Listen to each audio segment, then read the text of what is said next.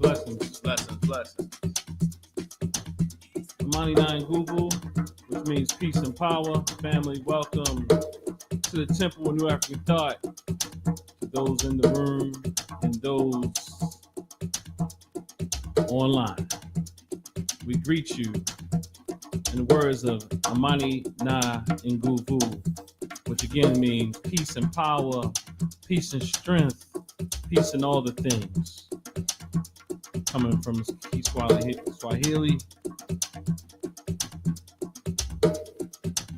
So today, we'll just get started. We're gonna have an open dialogue today. I think I said open talk with Dr. DAW, something like that. I'm trying to do my best queen rendition. You know, she comes up with these type of things. So, open talk with Dr. DAW. So I want to just have an open talk today because really that's what I kind of like. I like those open talks where we can express where we are, but also I felt a certain energy that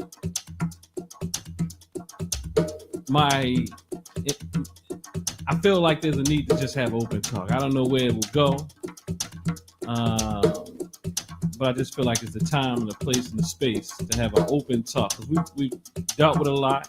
I can feel fatigue in the air, whether that be mental, physical, spiritual fatigue, whether that be social fatigue. I can feel fatigue in the air. So what better time to come and talk, release, build, support, affirm, all those type of things. And maybe challenge. So if there's anyone, Mama Fluke, I saw you. Are you open to open us up or with the libation? Oh, okay. And you did. I'm not gonna. Yeah, it's right there. The other day we got you on film. You came up there. And you opened us up with the libations without a mic. But what I wanted to say is. Your pants was they look nice. The leather pants, they were looking nice. When you walked across the floor, I was gonna sing the clip. You like you was on the runway.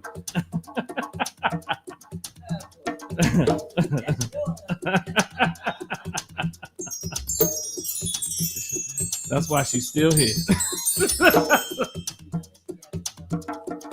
She don't know what she got herself in. Oh.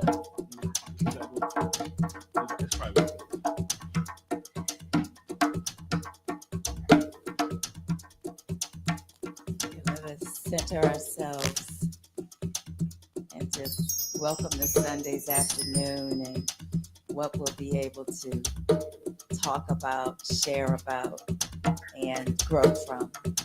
But right now, we're going to acknowledge our ancestors through the process of libation. And first and foremost, we welcome our healed ancestors into this place to sup with us, to drop nuggets in our spirit and pushing us to where we're supposed to be. So I will first start with the ancestors that were perished in the middle passage.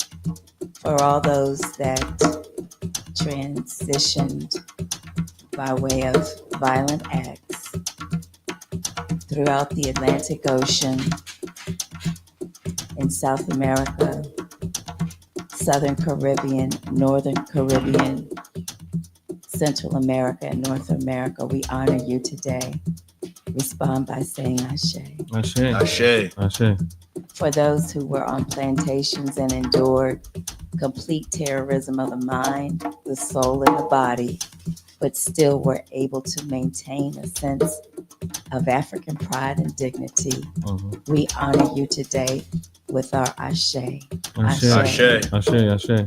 For those who fought in the times of Jim Crow and still were able to succeed and establish businesses, schools, towns, we honor you today by saying Ashe.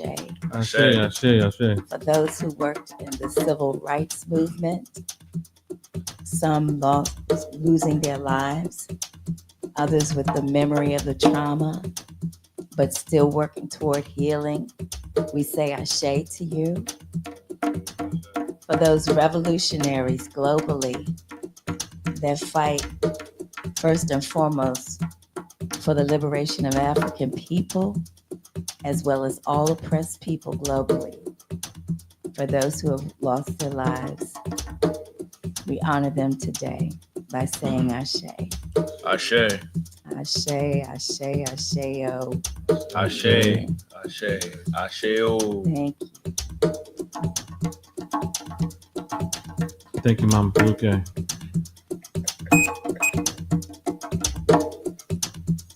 Ashe. Ashe. Put a little yeah. Testing 1, 2 family. Testing. All right. So thank you again for welcoming our ancestors in as we walk in their footsteps. Ashe. Does anyone have a rendering, a sharing in our edutainment portion of the fellowship, our Njia-Ma'at circle? Edutainment, or just some words to say, which is also a part of it. Testimony, updates, affirmations. Yes. That was known as entertainment. I would like to do a drum call with my brother Parrish.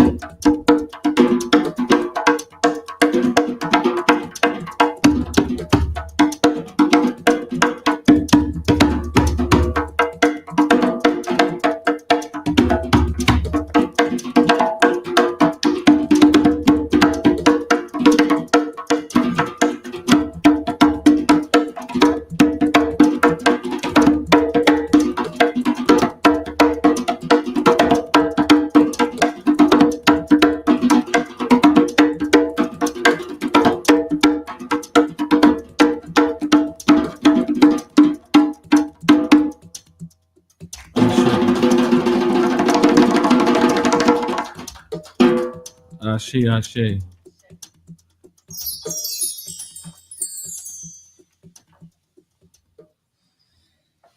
Is there another? Anyone else? Anything to share? Whether that be words, song, dance, song, poem.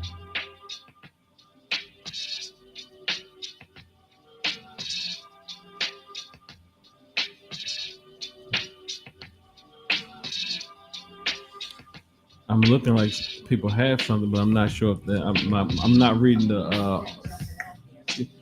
Yeah, I'm not reading the nonverbals that well today. Well, it's the autumn equinox, so we're shifting our energy. So we just acknowledge that time of change, letting go what served us in days gone by, and ready to embrace the new things that the Creator has in store for us, and that we set goals and visions for. I just welcome the autumn equinox in. And I'm going to sing a little song. I really wasn't prepared to sing, but I'm going to do it anyway. It's a peaceful now, just after the rain is gone. Pretty flowers that grow in season, there must be a reason. Just after the rain, you may ask yourself, just what is it that makes the sun shine? Pretty flowers that grow in season, there must be a reason.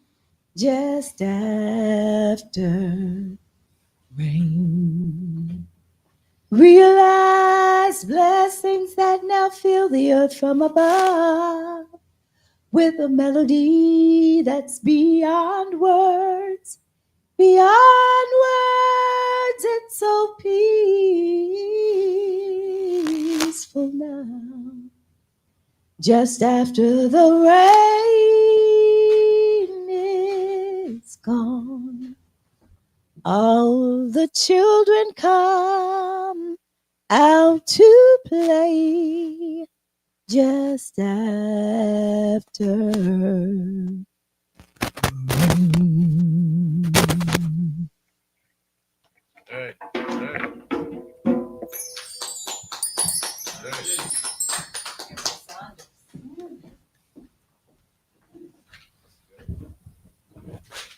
All right, is there another, or shall we proceed?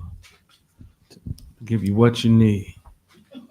I would like to push for a round of affirmations, positive affirmations. I appreciate the mention of the equinox. And also, I think tonight is going to be a solar eclipse or something of that nature. The 21st? Today's the 21st? So it's tonight. I think it's supposed to be 6 minutes of darkness. For what it's worth, whatever that means to you. All right. I'm strong. I'm powerful. I'm persistent. I'm ready. I'm intelligent. I'm thoughtful. I live in abundance. I'm happy. I'm healed. And I'm black. Ashe.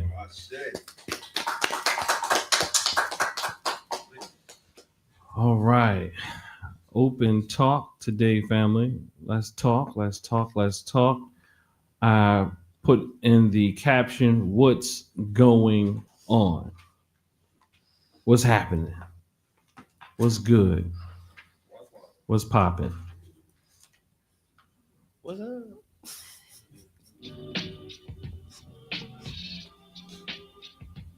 That's a real question.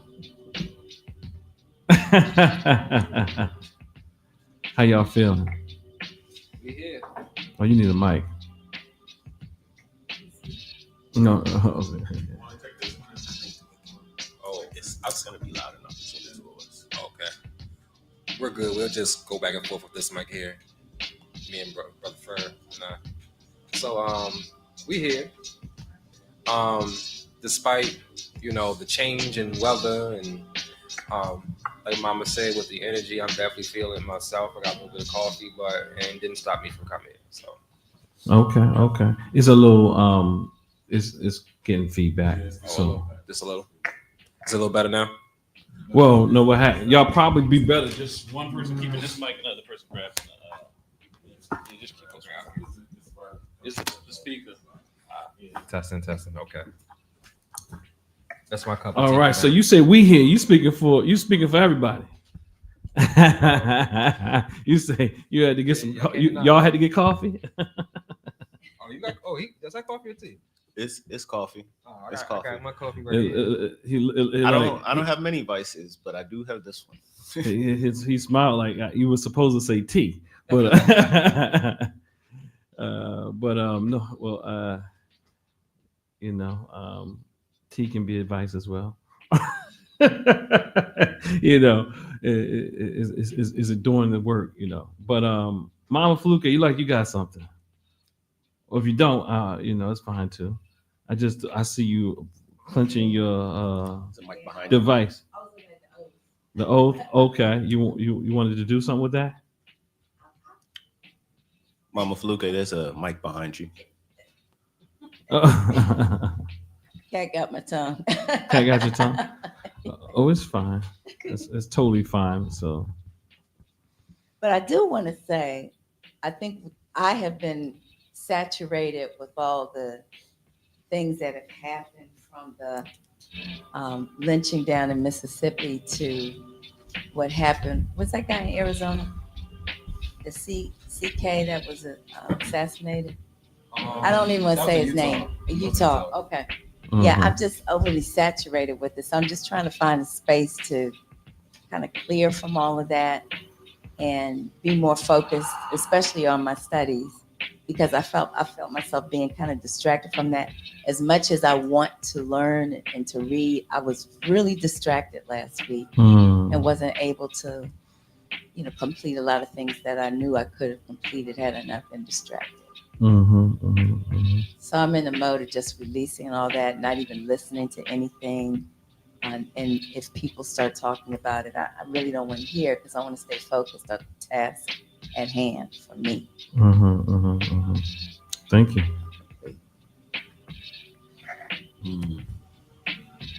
I can relate to that. You can relate to that? I can relate to that. What do you mean by that? Well, because of what happened, it's just been everywhere. It's been in your face. Speak it up a little bit. Because of what happened, it's been everywhere, the news about that person. So it's kind of just been forcing our faces, even from people that we are our coworkers. They know someone's going to bring it up to you. So it's kind of hard to block that out. We are constantly bombarded. And then if you go online, if you subscribe to certain channels and whatnot, you're going to see it. The algorithm is like there. So it's kind of hard to avoid if you are using platforms such as like YouTube, which I use often. So it is very distracting.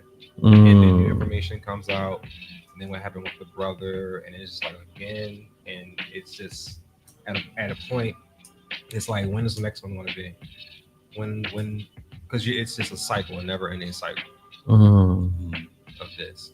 So yeah, it's re-traumatizing the people seeing things.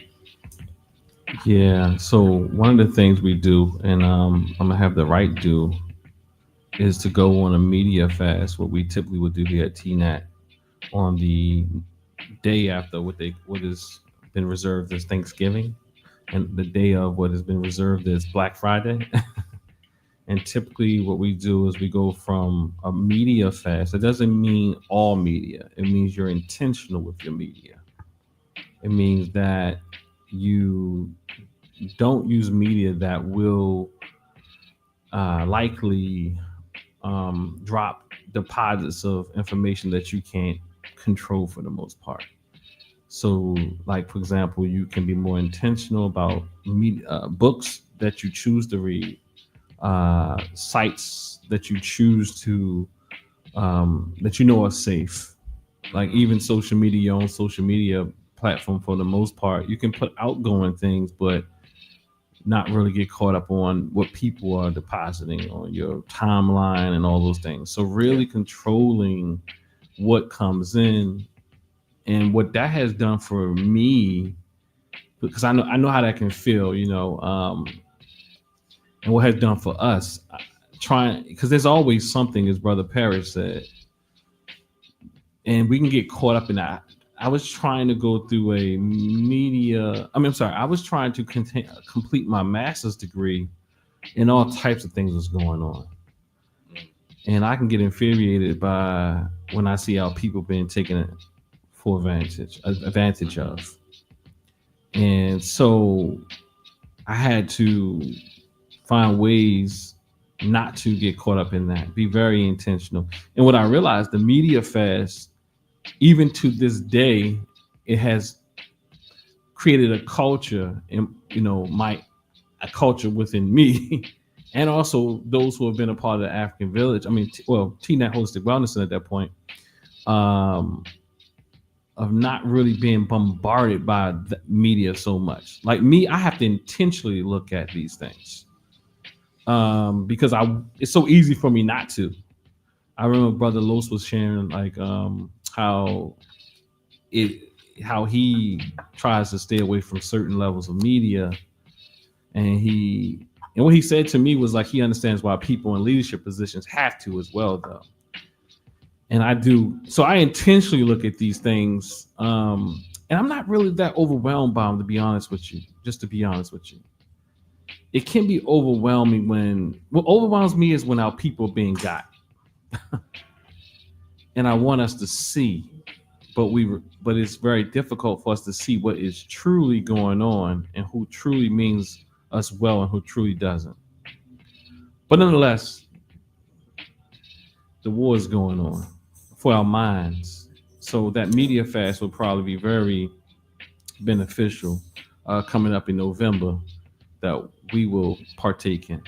And then typically in the spring, going into the summer, we do another media fast, more of a diet, but we'll figure out what that'll look like.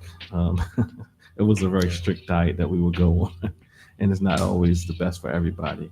So we were going like a raw fast, but I don't know. Go ahead, Brother Fur.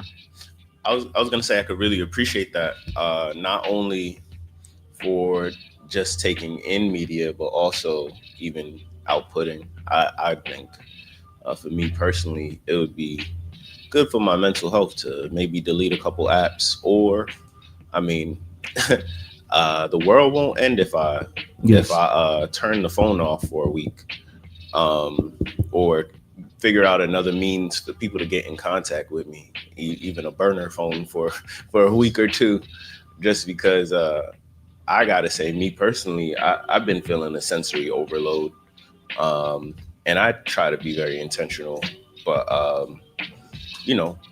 life be lifing. Yeah. I know you don't like colloquialisms, but no, I mean, if it works, it works.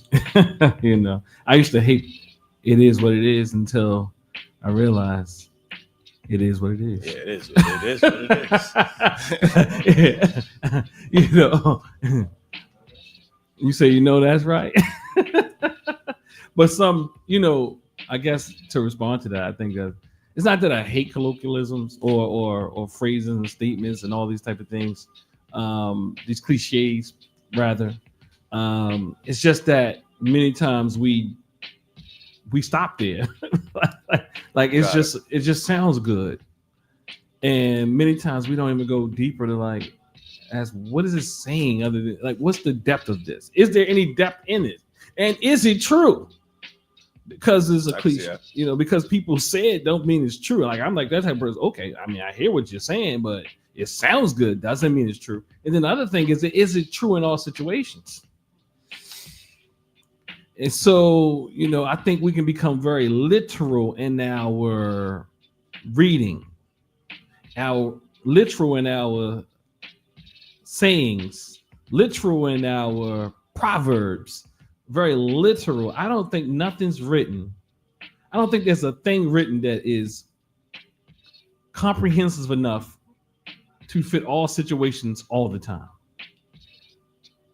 Maybe there's something, but not much, not many, not all. It's not a lot.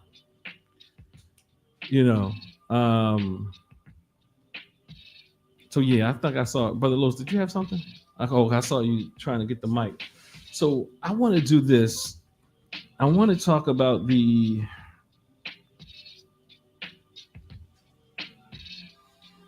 comedic ethical requirements that we have, especially those of us who are going through the rite of passage. And I think it's befitting to what we've started this conversation off to be. So we've agreed to improve in the following areas. One being the control of thought.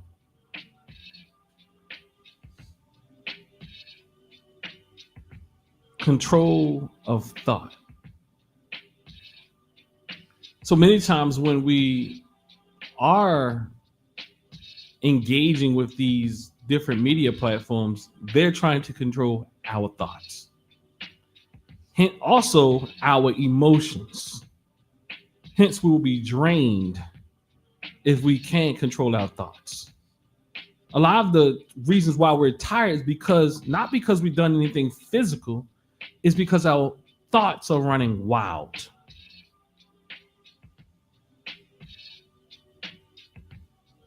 People think that because you work on a physical level, that tires you out more than one who works mentally or psychologically or intellectually, which is not true.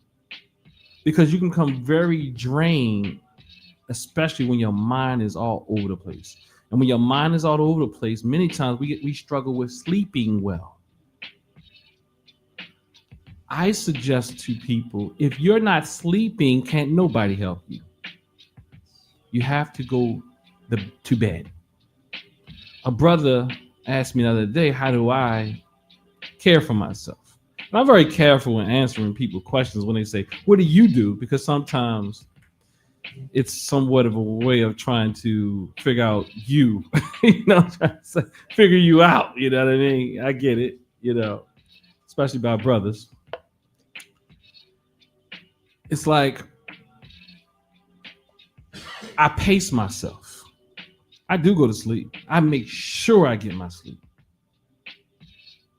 Some of us work off of 4 hours of sleep, and we convinced ourselves that is enough. I promise if you get at least 6 to 8 hours, whichever works for you best, you'll feel a lot better. And then it has to be quality sleep. Some of us aren't sleeping well when we're sleeping. We're up. We're easily awakened from sounds. We're hyper vigilant even when we're sleeping. Our dreams are taking control of us. We've got the dream. We wake up. We don't even know. Our mind is always working. It's okay, but there has to be some pacing in that mind.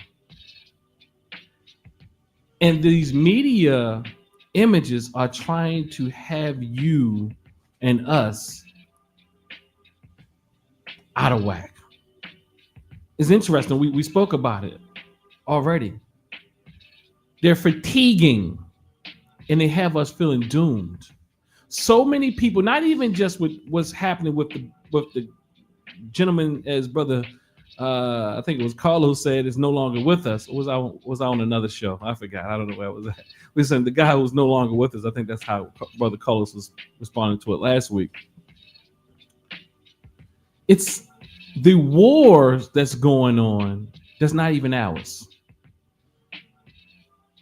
And everybody is trying to give us to be so much in fear. We have a fear-based society. And what fear does is put you in place.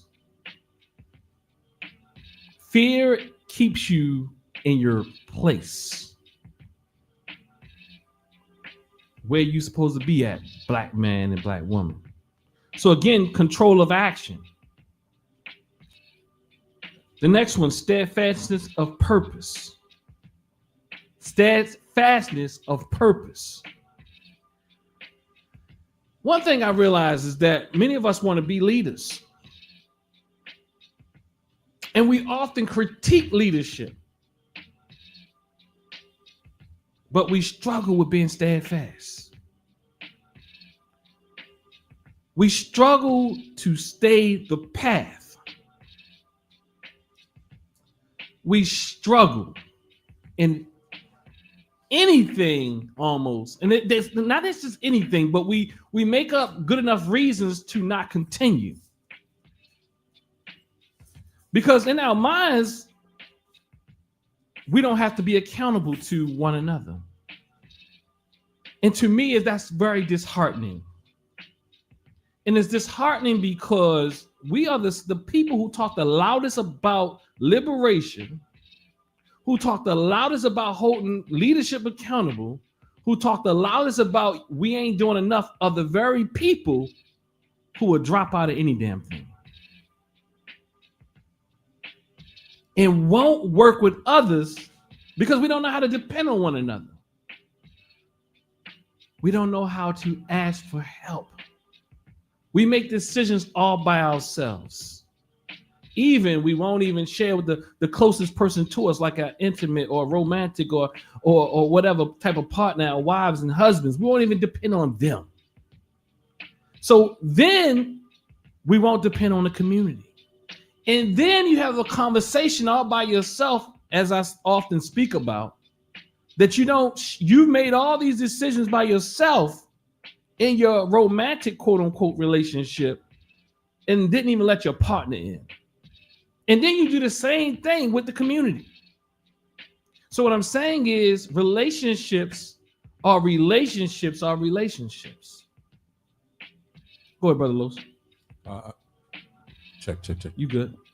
And a lot of that also has to do with trust. Like we have been kind of taught to not trust each other. We've come up in a culture of not trusting each other, and also the competition of everything. So even to share with your brother and sister something that you may feel insufficient in, it's almost like you're afraid to do it because you don't want to feel the embarrassment of it. Like you don't want to feel like I should be in the know, I should know this and things like that. So we let a lot of stuff escape us, or we take on stuff that we believe that people are just smarter than us. So I'll just agree with it. And that's part of the process of like what you said in the prior point of controlling your thoughts and actions. It's like, if they must be smarter than me, so I gotta follow it. And you refuse to challenge it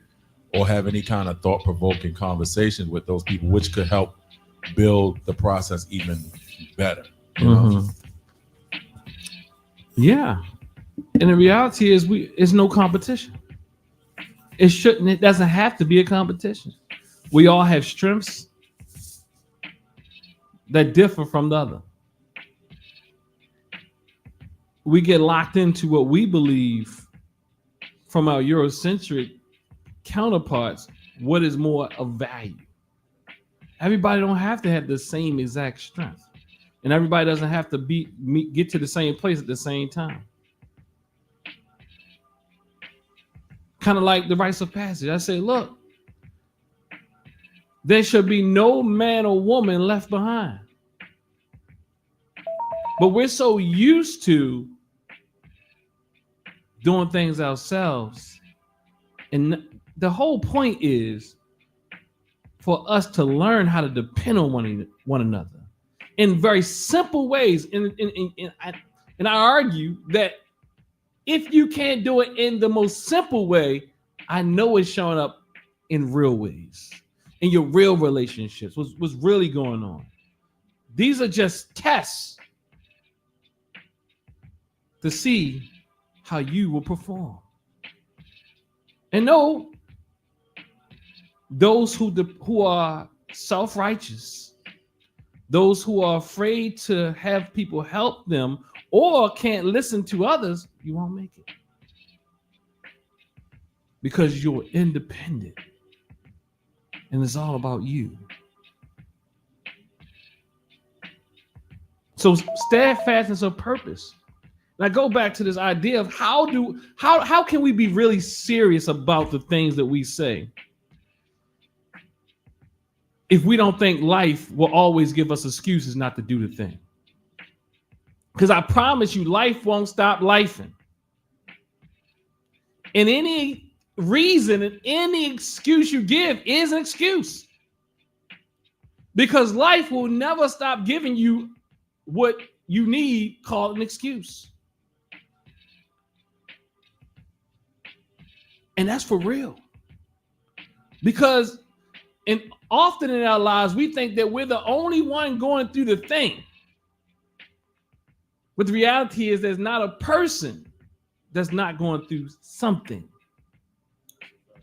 or many things. And see what happened in our individualistic, egoistic ways, we begin to think that we are going through more than what others are going through. We start measuring.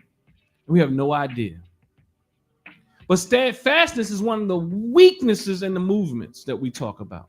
I already know people get happy. I already can tell you people get happy, excited, and you just know they mean well, but they have no staying power. And how do you build a movement, rather anything that you want to call a revolutionary movement, and everybody gets the excuse? But in the other world, the world that you're trying to quote unquote dismantle to bring about something new and better, they're working all day.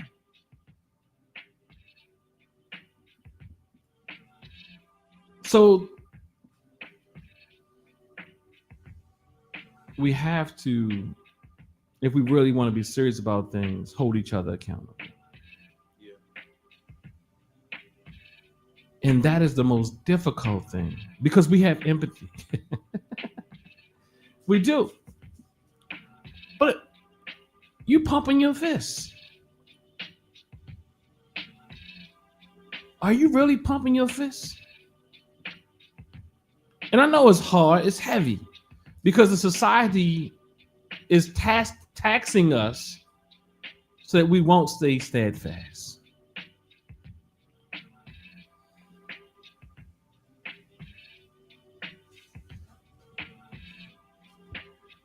I saw a clip of this street photographer, videographer, based in Chicago. I mean, he goes around different places and takes pictures of people and does like video, little mini little. I would say they're like little docs or vlogs or whatever like that. Mm-hmm. But I found it interesting because he happened upon Chairman Fred Hampton's son. Mm-hmm.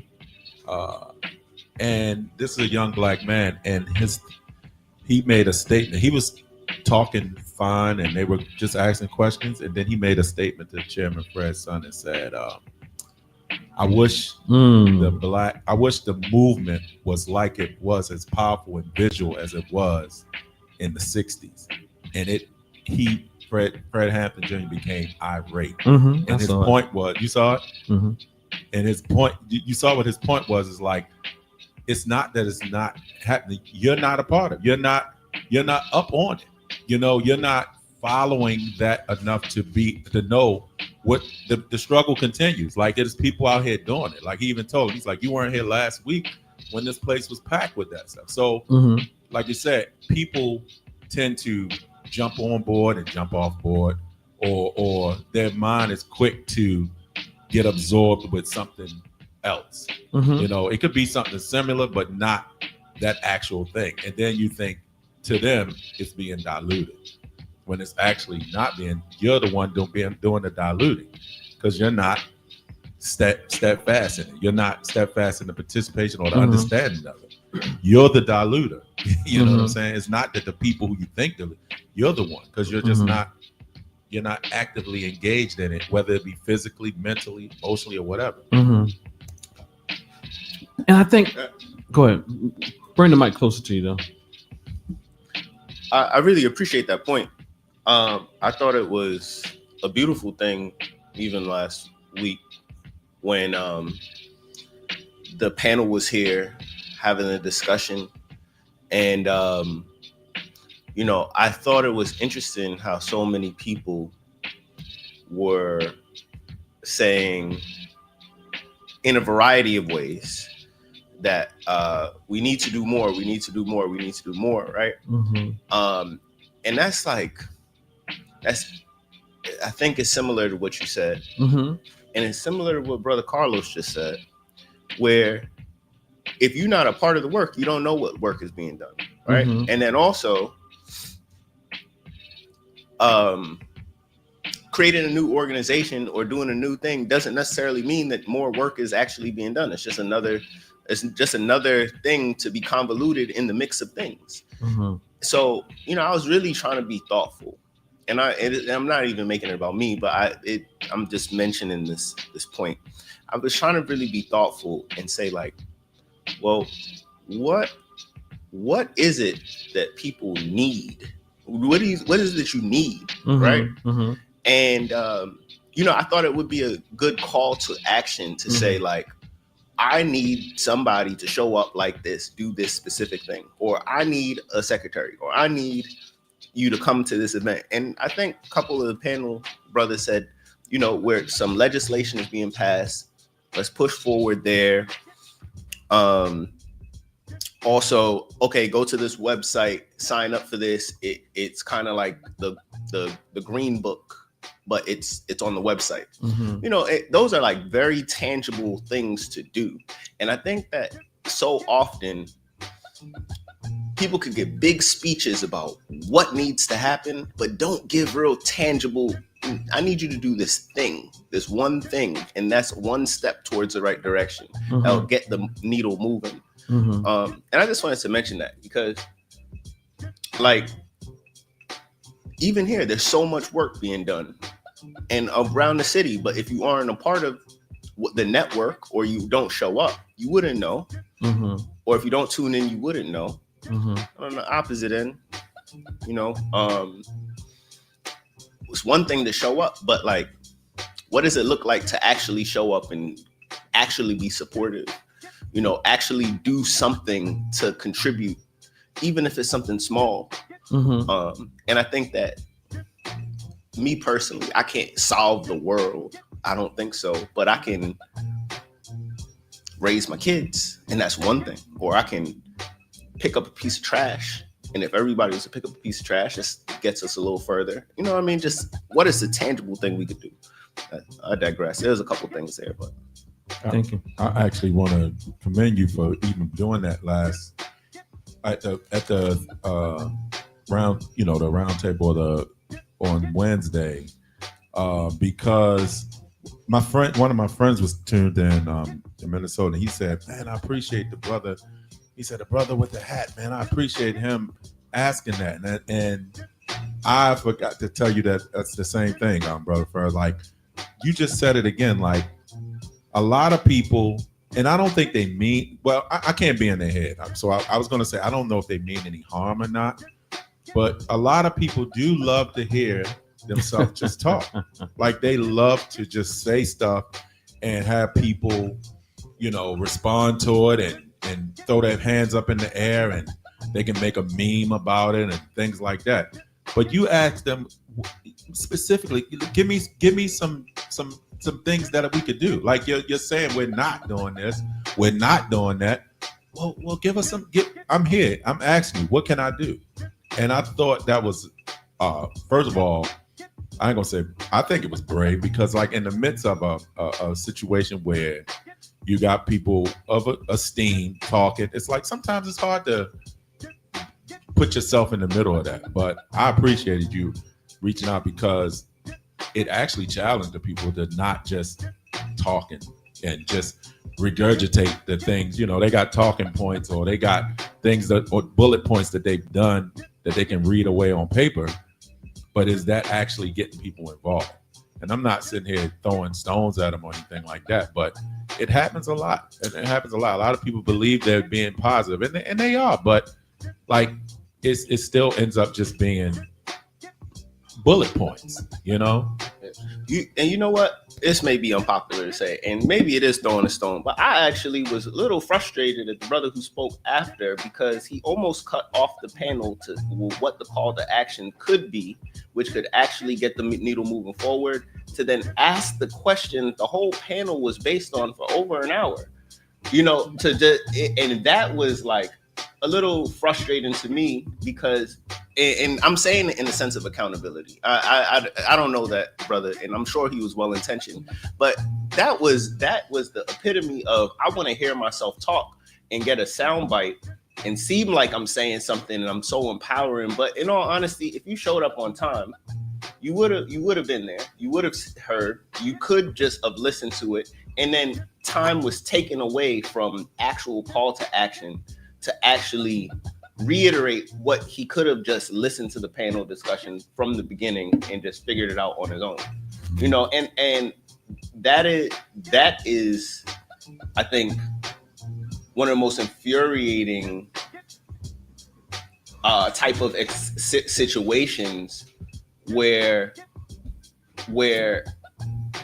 it diverts from what could actually be useful.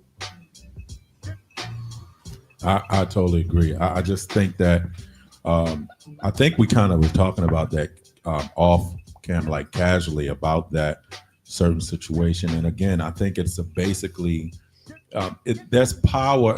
This is gonna sound crazy. I don't know. Maybe I should coin it, but like, it's actual power in power. So I think people understand that. So sometimes people talk because they feel other people have more power than them. So they have to present themselves in a powerful, or equal power or more powerful way. And I believe some people do that a lot without any real substance. And like I said, even in that situation, not to rag on anybody, but this person is not a stranger to anybody on the panel.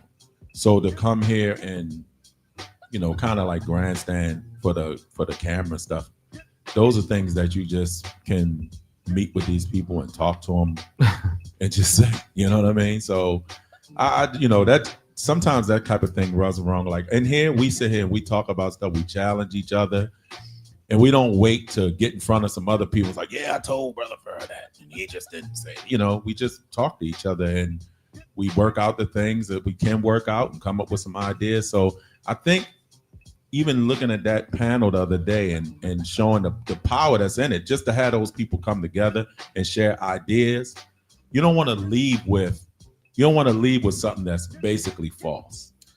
Yeah, I'm curious to which grandstander you're talking about, or if you're talking about the same one.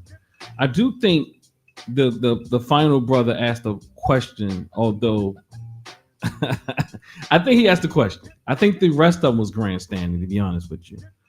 Even when I'm saying grandstanding is when you saying what we ain't doing, you saying all this, and then at the end of it, you say, this is what I'm about to do. Now, yeah, I think so. My dear brother Tahaka is a little controversial. I'll say his name. But I think that he, in the end, did ask a question that honestly was a relevant question. It just was the end of the thing. And, because he asked the question, maybe he came in late, maybe he could look at it later. But what he said was, what are we going to do? What are we doing, or what can we do as far as this propaganda or this onslaught on Pan-Africanism? Now, he was one of the few that actually asked the question. We broke this down in the shop yesterday, so it was funny. And he literally did. I went to the barbershop. I don't normally go to the barbershop. Let Brother Jabari hit me up. My wife, what look all right? She don't like it. So he, see, she likes it. Okay. So she's neutral. You mean Brother Jabari on Harford Rd? No. Where is it? Near 25th Street. Yeah. Oh, I need to go over there. Yeah. So yeah, he's giving a commercial. But Brother Jabari, the co-organizer of the event, and Chairman Jabari. So we had a conversation in the barbershop that kind of, they're funny, it's funny in the barbershop. And they said it was all, even some of the grandstanders before were okay until they kept going. 15 minutes later.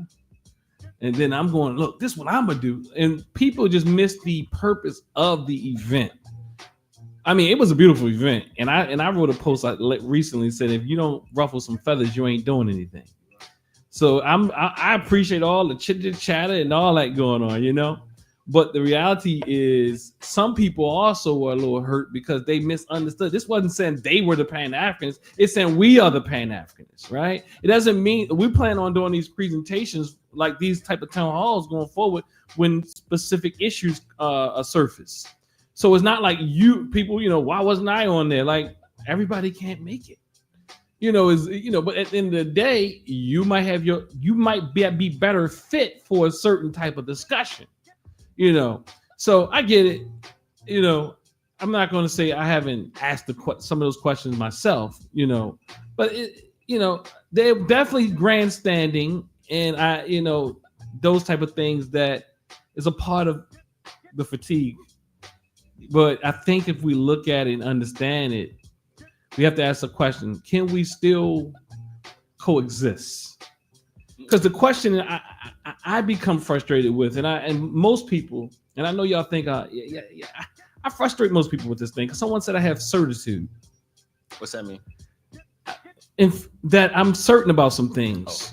And one of the things is I think that we have to really understand some things. And sometimes, as Dr. DeGroot said in one of the things, we're not all entering the conversation at the same level.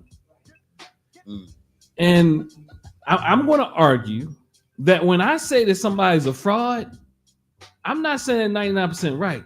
I mean, yeah, probably so. But no, I am saying I am looking at aspects that people can't even see.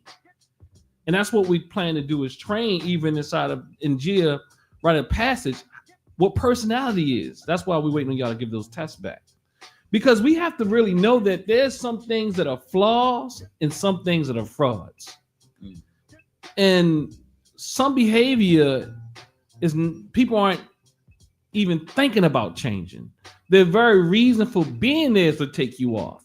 And how do you tell someone sit down with someone like that? Because you have more hope and faith in them than they can even do. Say it again. You have more faith in them than Brother Los is saying than they have in themselves. I'm saying you have more faith in them than they can even accomplish. Everybody can't sit down because, and that's why you need to have people who study the mind and personality when you talk about these things. Just to get up and say, well, we all can't we all look? Okay, we know that nobody can sit down with Trump and change his mind. He's going to cause hell no matter who's around him. It might look okay for a little while, but you better believe that everybody's going to become an enemy with him at some point because it's all about him. This is a death gift to himself. This is a power ego. Like we have to, like in jail, we talk about studying history. You have to understand, you have to study historical dictators. He really does want to be like a dictator type person. Yeah. Now, this is testing the American a system. What do they call it? The Constitution. You got the House, you got the legislative branch, the governance. You say, yeah, the way that the whole system is set up, what they call a democracy. Yeah, it is testing this. The things that they said was impossible is happening right now before you. Right now, it's not to say it won't be a fight, but it has us confused. I have a friend. I mean, I don't know if he's a friend. He's a guy who watches. I would say a long time viewer of our broadcast, He wants to keep coming in my post saying things. I just, greet him nice. He wants to start off text like, dude, you voted for a third party. Don't forget. That's a vote for Trump. Dude, if you believed in this Constitution like you said you did, I can vote whoever I want to. Yeah. For whoever I want to. But dude, my vote, I already knew my vote wasn't I knew who was winning the state of Maryland. Dude, get a grip. Dude, at the same time, Kamala's coming out and saying what went wrong. Everybody's saying what went wrong. Everybody's telling the truth after the fact that she never had a shot. And then, but we are in this mix sitting around pointing fingers at each other. If the environment wasn't set for Trump to be in the White House, he wouldn't be in the White House. You can't blame individuals about something was set for him to be in. This country wanted him. And that's why you can't let these people continue to say this is not America, because it is exactly America. That's the main thing. And even with what you just brought up a good point about the Kamala, and I think recently she said, why didn't she pick Pete Buttigieg? Which, he's intelligent, he's witty, and he's about his policies. And she made a statement that kind of got her in some hot water. But I will say this, is like sometimes you got to say stuff that's going to get you in hot water, but people aren't willing to accept this stuff. She said, you already have a black woman running for president, and then you want to be who's married to a Jewish guy, that's strike 2, and then strike 3, who is going to have a running mate that's in the LGBT community. Like, what do you expect? What do you expect the pushback to be when it's already a pushback just against the black female running against this climate that we're in today? They'll tell you Obama created it, but they'll tell you he created it from being divisive and things. And I'm not holding him as no angel, but he did create it because it opened up the floodgate of the way people really feel in America to actually expose themselves to who they are. Yeah. And the reality is that she lies. They all lie. They were suckers. Let's keep people elected somebody they thought was strong. And they believed the crazy fool. But she was a liar too. Like, you're not gonna sit up here and play in my face. You like all of them are lying, and you were weak at it. And people are tired of people being weak and just dancing and bucking, dancing and acting like things ain't happening. It wasn't going to happen. You can't blame people for the way that the energy is flowing, dictating how people vote. There's something wrong with this system, but we'd rather point fingers at one another.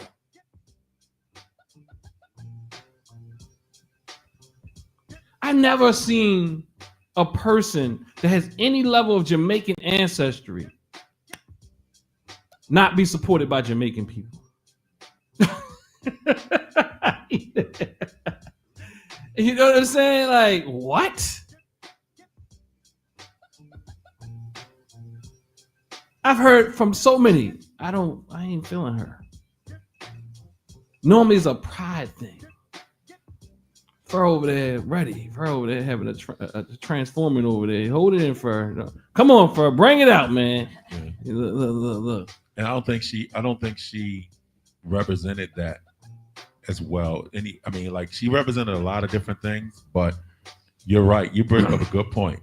I don't know any Jamaican person that doesn't stand toes down for Jamaica, even in their wrongs. So yes, I don't think she represent, like, to me personally, as a black person, I think that a lot of times people of color black people, skate around their blackness until it's like a show. Like, so what I mean by that is not to just say I'm black, or I'm gonna give you an example how I'm black. I got a car I got a low rider with 24s on it. I'm just saying, like, your everyday actions, because your everyday actions could show us that you're not in that culture of that people will recognize as black, so they don't support us enough. They do think you just tap dancing around the issues, And I'm not just piling in on Kamala Harris. They felt the same about Barack Obama. They feel about Wes Moore. They feel about all of these people who, in all actuality, they're black, but their background and their lifestyle and their everyday living is it what black people feel like? And this dude is he understands what's going on with us, and I think that's where we get lost with that. With anybody that, people say Hakeem Jeffries. Hakeem Jeffries, no way, bro. No way. It's the same thing. So I think that's but that's a good point. I never thought about that. Yep, that is excellent about the Jamaican thing, because Jamaicans gonna stand 10 toes down, right or wrong, about Jamaicans. Believe they smell phony. And and it's not about just this one individual. It's about the Democratic Party. Yeah, they showed up as suckers. They can't protect. I'm specifically speaking about at the federal level. I'm not saying state. I'm not saying local. They show up that way sometimes here, but you'll have a better chance with someone local. And some people keep saying politics is all local. I don't know why people keep lying. It's both and. Yeah. You know what I'm saying? I hate excuse me, that's a cliche again. That's a cliche. Because somebody said it, is it true? All politics are not local. You still think that when this guy is coming into your city, putting troops in there and bullying people and doing all these things? Why do you keep? I get it, because we like sound bites. We like how things sound. And that's why it disgusts me when people just listen to people because they sound good. They like people to mesmerize them to sleep.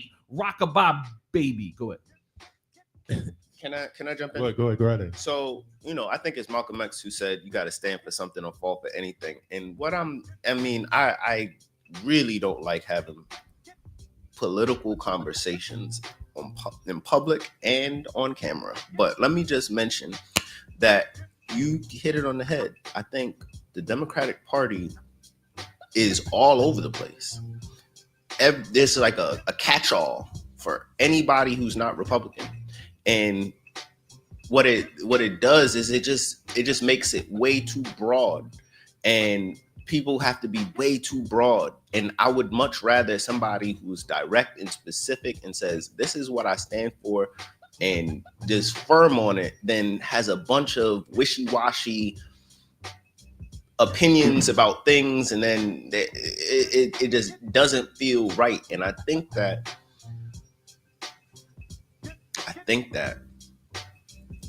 that's what the Republican Party felt from Donald Trump. He may be polarizing, but he stands on what he believes, and you may not like him for it, but his supporters don't feel a disconnect between that's how he actually feels. And I don't have that feeling of closeness or understanding from a lot of political figures. Now, I will say I like Wes Moore. I know you mentioned Wes Moore in the group. I wouldn't put Wes Moore in the group. I actually like Wes Moore. I actually like Brandon Scott also, just as a note. And I wouldn't say that they run from who they are, them specifically, but they can't do it by themselves either. I want to challenge you on that just a bit. I'm fine with that. I'll come back to the Wes Moore and Brandon Scott thing, but what I'm saying is, even on the Trump, I understand what you're saying about the Trump thing, but he is one of the most wishy-washy people you're going to find. The issue with that party, which is not the Republican Party, it's the Trump Party now, is that you have people who just don't care what he said. Whatever he says, he can just change it the next day, and they say, okay, that's it. I think with the Democrats, they're afraid of being the bad guy. Sometimes you got to be the bad guy. You got to put your foot down and say, hey, this is what it is. But they want to be the angels. They want to be the good guys. And that's what I'll go back and say about our brother Wes and our brother Brandon. It's like, it sounds good to come out with the news camera, with the cameras on. And I'm not saying they're not doing good things. I'm saying in front of the camera, it sounds good to the people when you say certain things. But then when you put your money, when the money comes, when you look at the money trail of the stuff and what they're putting the resources to, then you get a different story. And that's all I'm saying. So you're still getting the story of these resources going out to certain demographics to hold the line, to say, okay, man, maybe he ain't just for the black people. Maybe he ain't for that. So that's the point I'm making. I'm not saying they're weak. I'm not saying they're bad, but I'm saying they play the game just like everybody else. And there's one more other thing, brother minister said about the all politics local thing. And I just like people to just love people online or us in here listening. Like, you got to think, what powerful local message has been the headlines of political season when it's not political season, like when specifically when it's political season, when it's election season, what powerful local message dominates the airways? And it's none. I'll give you the answer. It's none. They're gonna find that national thing that runs the political atmosphere. So that's why I agree with you. Like, I think it's important for local politics and state politics and things like that. But none of those issues dominate the media cycle or the election cycle. So, well, I promise this is my last point on this. I promise. I don't want to go back and forth. But with Brandon Scott specifically, from the beginning of the time he was elected, he put impact metrics on what he wanted to do, and those impact metrics are still there. And it's a running ticker of what he said he was going to do versus what he wants to do. Also, I think it's important to note that although you may have the interests of a specific people, he is the mayor of an entire city. Same thing for Westmore. He's a governor, right? So you have to look out for your interest group as well as even people who you don't necessarily care for. So, and then, money is an interesting thing. If there's millions of dollars that's allocated for specific resources, for whatever it may be, right? And you just take a statistic and say, oh, well, $1 million went to this thing, right? Well, that may not have even been enough money to go and handle the budget for even that thing. So it's like, I think oftentimes we get statistical analysis of snapshots of where money is allocated and what things are being done. But we really don't have full context of what's even needed for that thing to survive. Also, we are in a democracy where on many times when we are voting policies and money to be allocated, we are the ones who vote for those things to be put forward. So I think it's important to just keep everything in real context, because, to expect any mayor, to expect any president, to expect any governor, to expect any senator to only have one group as a part of their interest group, it's very, Can I jump in there? Yeah. Okay. I think that's where you will get pushback. Okay. And that's why you call them Democrats suckers. I get why they have to finagle and lie. Finagle. Yeah, they lie. Like it's a whole charade. I'm saying, like, okay, we have to look at this on various levels. Like, one level, we talking about in the system, and we talk, maintain the system, and then we talking about, this is a new system. So when anybody who's a representative of the system as it stands, they can only do but so much, and that's really maintain the system and make it easy for you as possible in the meantime. But then when we talk about, Trump had one interest group, and it was called MAGA. And that is the group that he stood up for. Trump never He doesn't. I mean, he may be sometimes, but we know who his interest is, and it's not even really MAGA. It's millionaires, billionaires, and then they try to switch it up and say, they forgot millionaire. They're just saying billionaires. It's the people up there, and that's why people struggle with the Democratic Party up, especially at the federal level, because they are class traders. They are people who look. I'm saying, how can you expect really Kamala and Obama and whoever else to really have your back when they all protected by the same agency? What I'm saying is, like, if we're talking a real talk, put it in real context, all that's BS.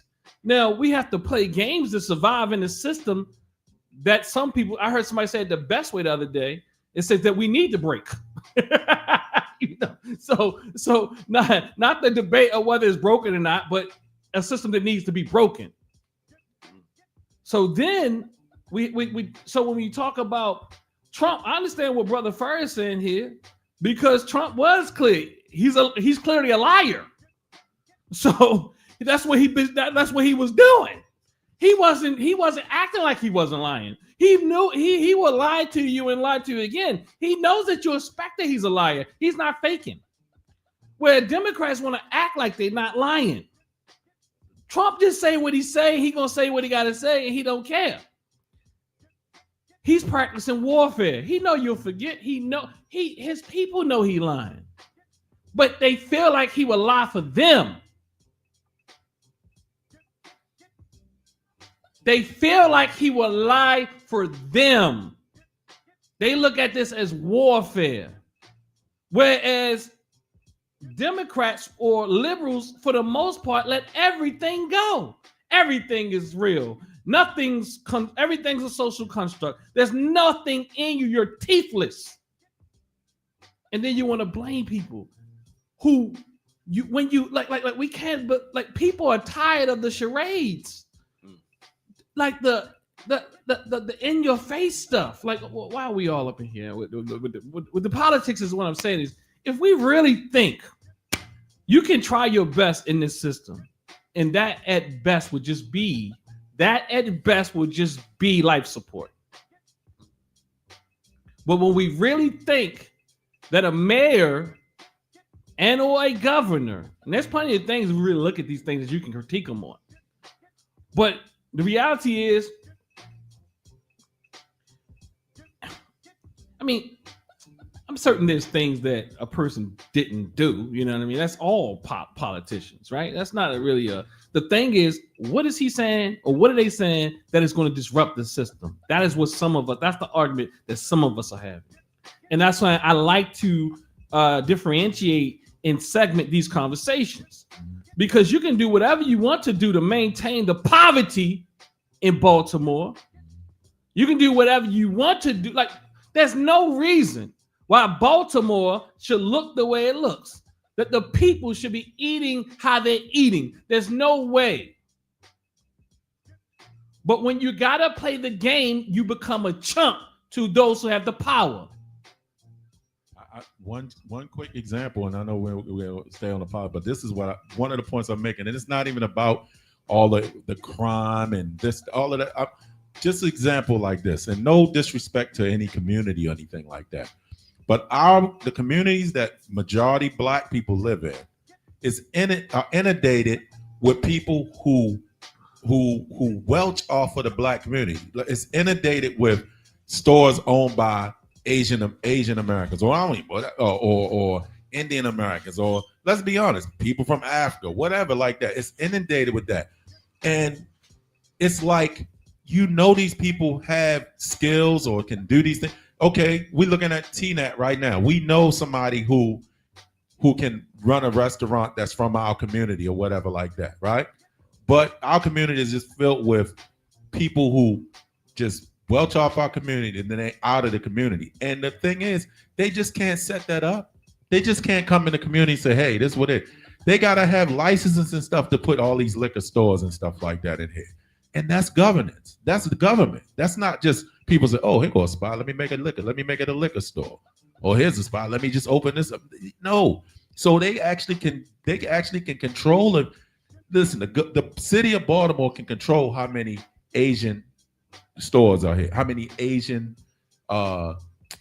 business people are in the community. Because guess where they control it at? In the white community. You don't see all them Asian places in the white community. So they can actually do it. So I mean, that's all part of governance to me. You can play the game, and we know they got to play the game. So there's a certain level of belief you can have in a person of bringing about certain change. I get it. I like Brandon Scott just from acting like he's from Baltimore. You know, that feels good to me.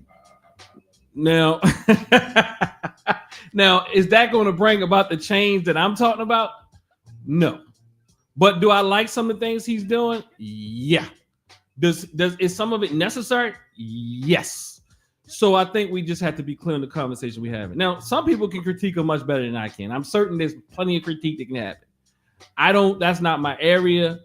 I'm certain there's things that you can critique. He does come across as boldly black. Do I like that? Yes. You know, I like Umar. That Umar comes across as boldly black. You know what I mean? I'm just saying. But, you know, is there some other things that can be looked at? Yeah. I mean, there's things I like about it. You know, I can't lie about that. But I will tell you on the federal level, they have been entertaining. The Democratic Party has been entertaining wealthy black people, those that with high levels of education, those who do all these type of things. Like even my colleagues, like it's not for the people. They didn't talk strong, and they didn't talk strong about the people.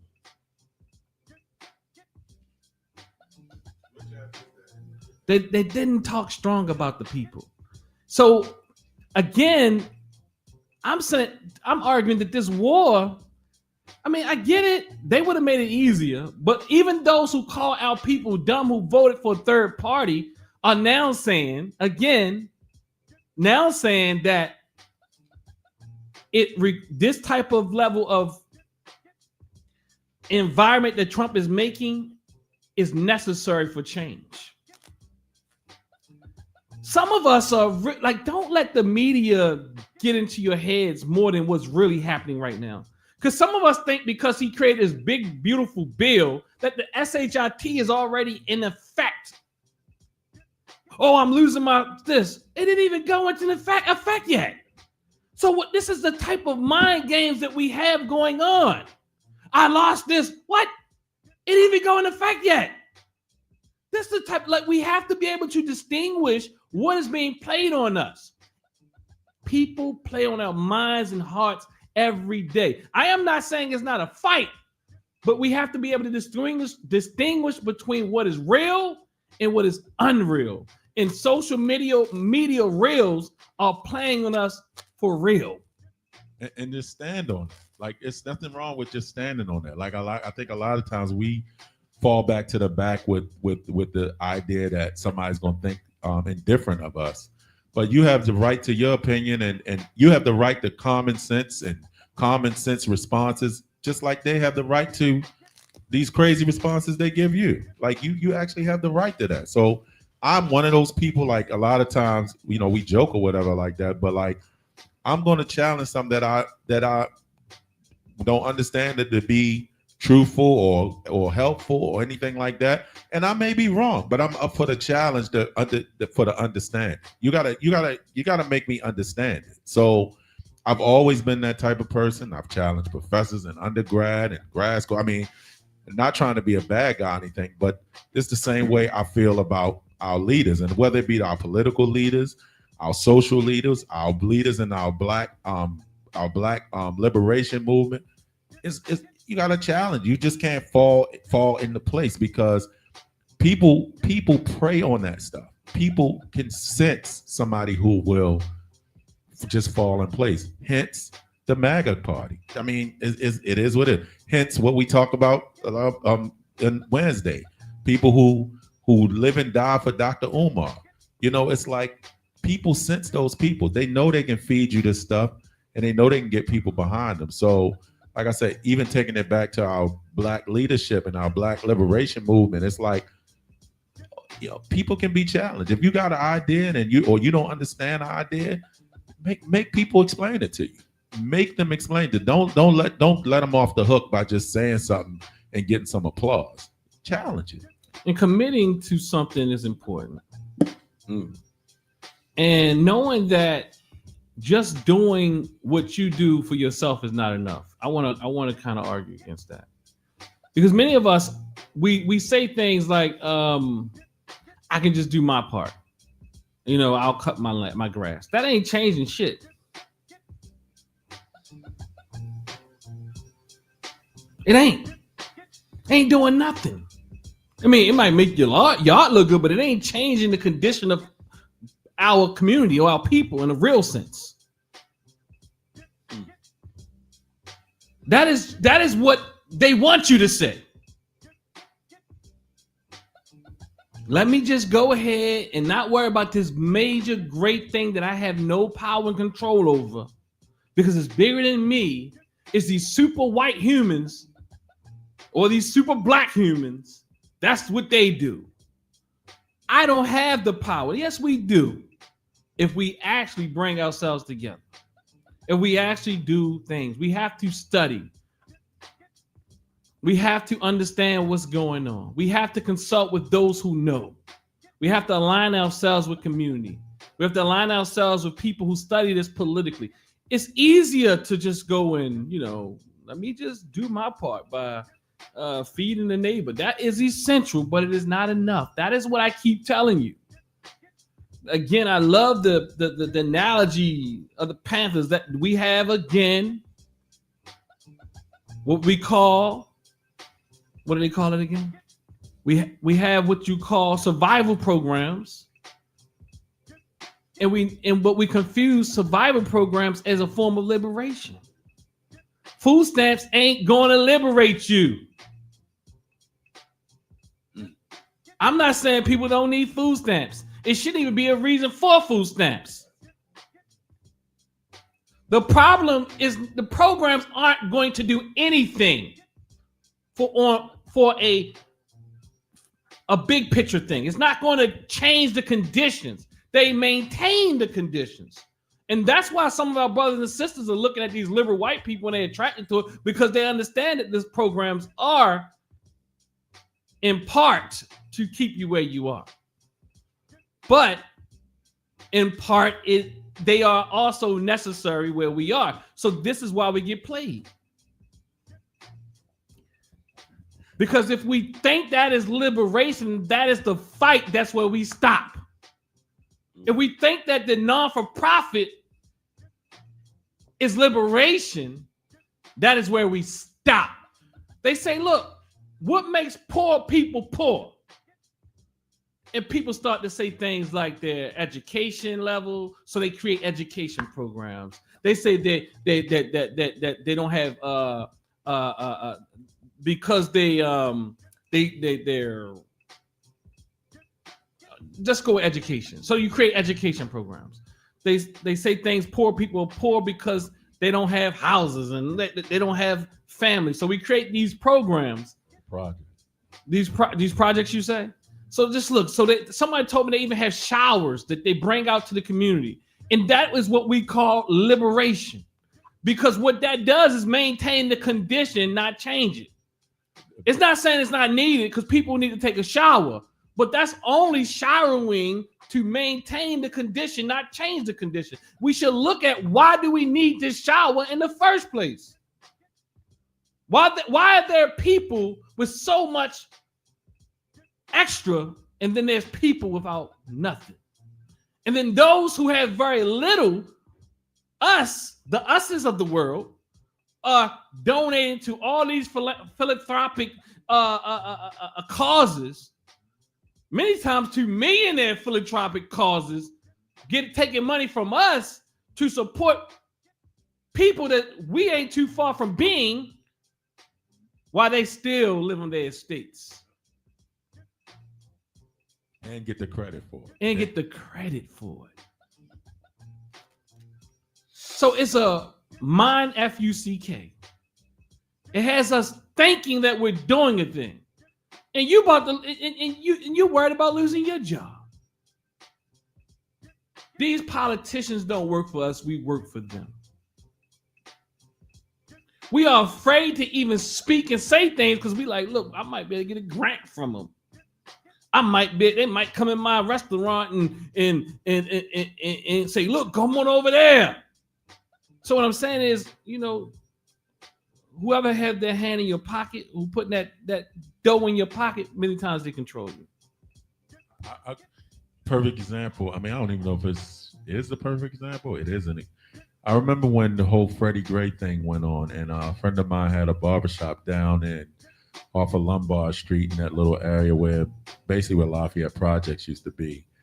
And that's when they put the curfew in effect, and they was trying to put people in this curfew situation and things like that. And I'll never forget, I went to my buddy and I was like, man, a lot of these people don't even come to you get their hair cut because you're too expensive for them. I'll be honest with you. Like, you got Ravens as clients and things like that, and they come to that community. But I said, why don't you let's do something for the kids in the community, at least the kids, So we just, did something simple. We got the grill out, we got food, and we just fed kids because everybody was in this down situation. And I don't know if the word got out or just so happenstance. That's when Hogan was the governor. And all of a sudden, Hogan and his people came to the barbershop. We were in there giving out hot dogs, and he was, whatever. And then they came in there and they was like, oh, this is a great thing, and they got on camera. Oh, these guys are doing this and they're doing that. And then when the cameras cut, it was like, man, can you tell these guys to go and make sure they adhere to the curfew. When you're giving out this food, just tell them, be good people. Don't go to. And I'm like, that's not my job, bro. We did what we thought was help. We fed the community. We did something that brightened people's, in the midst of what was going on. You came there to say, make sure you keep these guys in line. To the dudes at the barbershop. That became our job from a politician. So it's like they already came and they had to see what was going on, and they used that as an opportunity to maintain whatever the idea stuff that they have. I actually, it pissed me off so bad that day. You know what I mean? I think I did say something to them. I can't remember. But those are the things I'm talking about. Like like I said before, people prey on, they look for things to prey on. That's the way they operate. That's the way, it's the path of least resistance. And like you said, you gotta be resistant. Like I said, you don't have to be right. You don't have to have all your marbles in place, but you gotta have some kind of pushback to something that you actually know is not right. You just can't say, hey, well, it ain't, I can't do nothing about it. It's little old me. You gotta be willing to push back against what you feel is not right. Shane, we have to prepare ourselves, and we have to do it together. And that goes back to the fatigue. We have to learn to work together. In a lesson we did some weeks ago, we talked about first order change. And so always you kind of looking at the difference between first order change and second order change. So I have my notes from a few weeks ago. It says first order change that occurs within a system, but leaves the system structure intact. It is behavior focused, often superficial, and maintain the status quo or the current mindset or conditions. See, we always get confused with that because we think that somehow we can really do this thing within this system. We're not convinced that this system is psychopathic. We are not. Psychopaths don't change. I'm saying the system itself is psychopathic. The system has psychopathy. That's why when we talk about Dr. Bobby Wright, And he talks about this system having psychopathological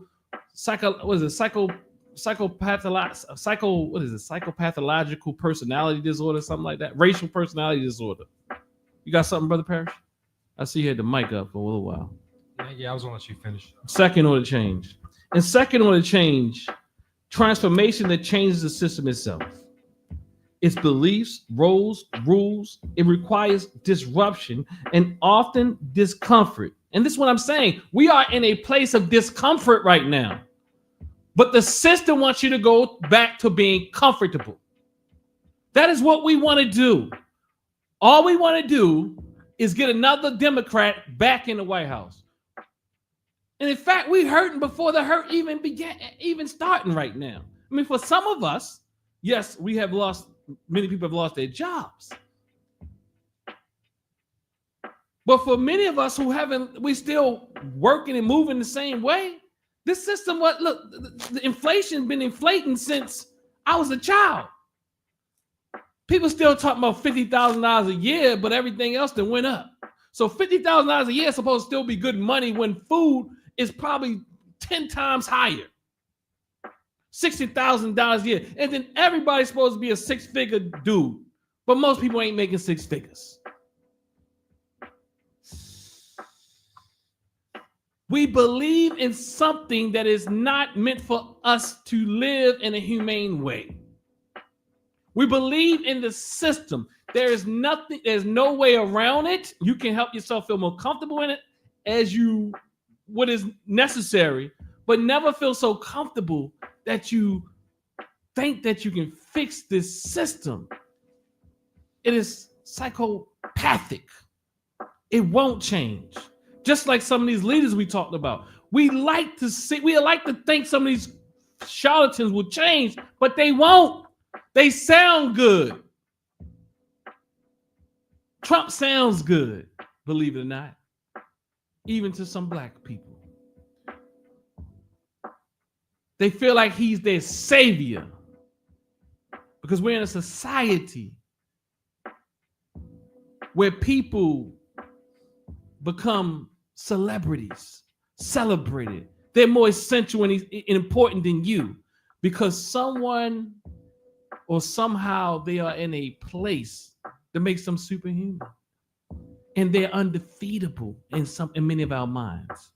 No, there's no way out. The discomfort is necessary and steadfastness is necessary. Steadfastness is necessary. And you might not see everything in your lifetime, but if nobody continues to fight, when will it stop? Or when will it get to where it's balanced, more balanced? As Dr. Tyreen Wright was saying the other day, we have to claim that we've already won. And I think that's essential. When she said we have to claim we already won, she's not saying something just to make you feel good. She's saying we have won the rights to our body. Now we have to claim the rights to our minds. A different war. But again, I argue that if they control your minds, they also control your behinds. If they took the shackles off, don't mean that you're not still operating in your place. You feel like you got freedom, but it was nothing more than interest convergence. But you did fight for this level of interest convergence. But the liberation we have not seen completely. And I also argue that the fight will always be an ongoing battle. We're talking about we're fatigued, but there's always been a fight since the beginning of time. We have to choose what side we're on. What side we're on. The side that is inhumane, and battling against people. But it's confusing because they give us trinkets and we believe there's liberation.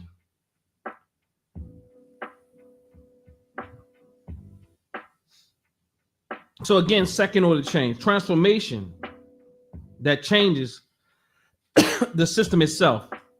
Its beliefs, roles, and rules. It requires disruption and often discomfort. I have a trickle, pardon. Discomfort And that is where we are. We want to get back to what Brother Lowe said earlier, is back to the path of least resistance. But the path of least resistance is not the path to victory. So again, it requires disruption and often discomfort, but leads to true reconfiguration. You're not going to get things even within the system if you're just seeking comfort. You're not going to create a business that you want to create if you're seeking comfort. You're not going to create an institution if you're seeking comfort and pleasure and being pleased all the time and allowing everything to play on our senses.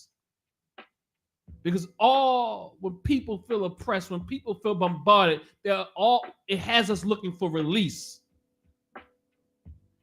It takes us off the course. No longer are we steadfast because we didn't begin to give each other excuses for not staying the course. Steadfastness with purpose. Especially for us, those initiates. So again, steadfastness of purpose, the Njia interpretation, commitment to the path despite resistance or delay. You will never get anything, or we will never accomplish anything meaningful if we allow any obstacle to get in our way. And I've talked to people over the last few weeks. I'm saying the ultimate could have happened, and you still ought to stay the course. And what do I mean by the ultimate? You didn't hear that white woman, Erica, whatever her name is, Kirk, say that because her husband was dead, that she was going to stop. She said she's going to be stronger to carry out his mission. And I believe that she's being honest about that. Because she doesn't want his life to, in her own wicked, twisted way, to be in vain. And that fight is for the fight for white supremacy. No matter how they twist it, no matter how they gaslight you, we think that we can sit here and act like things aren't happening. We can close our eyes, put our heads in the sand, and things will just be all right. That's a good dream. But we have to find evidence of a life mission, which is the other principle that we agreed to. We have to find evidence in a life's mission. We taught Dr. King, who I heard yesterday on a clip, say he is not a consensus leader. And many people couldn't stand him who said they walked with him today. Because that man put his life on the line, knowing that it was going to be on the line. It wasn't easy. He was steadfast. No matter what you say is a flaw, and I don't even like the word flaw, but I use it because people use what is human as being flawed, but it's definitely different than being a fraud. So I go with the word flaw, but I still think it's misunderstood. But for the sake of conversation, I use flaw. Understand the difference between a flaw, maybe a flaw you saw in Dr. King, what you might call a flaw, under the pressure, being away from his home, being in different towns, being frustrated, scared, thinking about his life being on the line, looking maybe for some intimacy. I don't think you need to hide those things. This is a very human. You may call it a flaw, but he damn sure wasn't a fraud. And I argue that we need to see the difference. You don't have to agree with a person, but what is in their heart? As the Kemetic proverb says that I probably restructured in my own way, please try to understand the heart, because words are confusion. So again, the next principle, evidence of a life mission. Brother Parrish. Evidence of a life mission. Now you can talk about whatever you had, but I just tied it back to that. Are you asking or? No, you look like you had something. If you didn't have anything, that's fine. You didn't have anything? So with that, and I'll keep going to these principles. So evidence of a spiritual calling. These are what we agreed to. So again, going back to control of thought, we agreed to that. Control of action, that we would improve in these areas. Steadfastness of purpose. Commitment to the path despite resistance or delay. Njia. The rite of passage reflection. Do I live what I claim to believe? So again, I'm recursive in this because we don't just skip over a thing and go to the next. You have to tie it in together. We agreed to these things. Evidence of, going back, evidence of a life mission. Evidence of a spiritual calling. I have the Njia interpretation of evidence of a spiritual calling as sacred work cannot be self-appointed. It must emerge from inner summons and community approval. A rite of passage reflection is, am I seeking to serve or to be seen?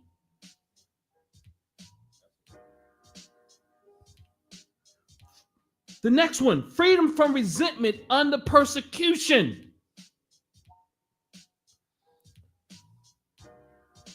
Emotional maturity rooted in self-regulation and spiritual depth.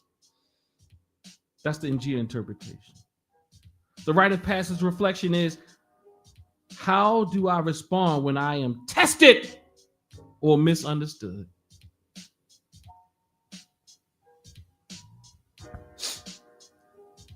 See, because we have to make this real.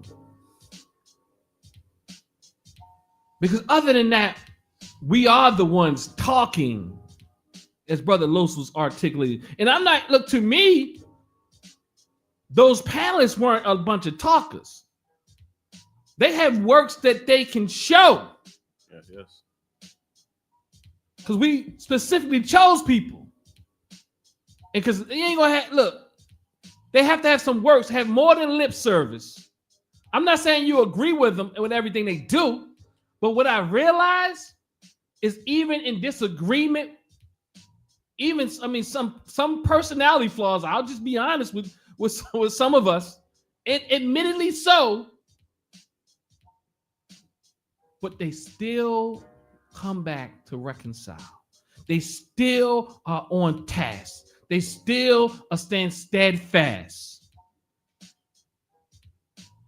Because it's bigger than being seen. Because when it's all about being seen, it's easy to run. It's easy to point the fingers at other folk.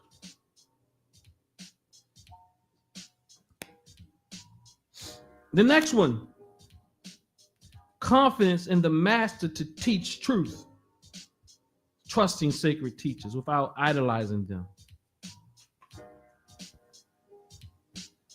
And now when I read that, we don't really idolize master teachers. We idolize those frauds. I think you'll be a little bit safer idolizing those who are trustworthy. And the problem is, we begin to think that, oh, see, this is the thing that we say to ourselves. Oh, they just became that way. I hear people say it all the time. No, people just don't become that way. You already know what you have inside of you. You don't think they knew what they had inside of them? You already know what you will not compromise for. At least I know. The question is, do you know? I already know if somebody came in back around here with a bag of money and they said, compromise this for this. It's an impossibility. I couldn't even live with myself. It's an impossibility. People don't change like that. Your media attention don't go to your head. What we don't realize and what we don't really realize is that frauds and people with those level of personality disorders, they study people. I'm screaming so Mama Faluke can stay awake. They study people. I turned the heat off to AC off to Mama. So they study people and they study language. You think that they all of that. What do they do with themselves? They stay around, they sit around and read and make up phrases. Call them poets.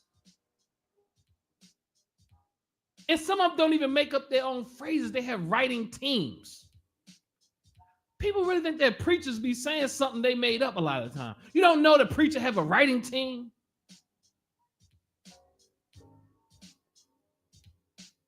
Then you go and look at the one that's a little less polished and think that he's less this.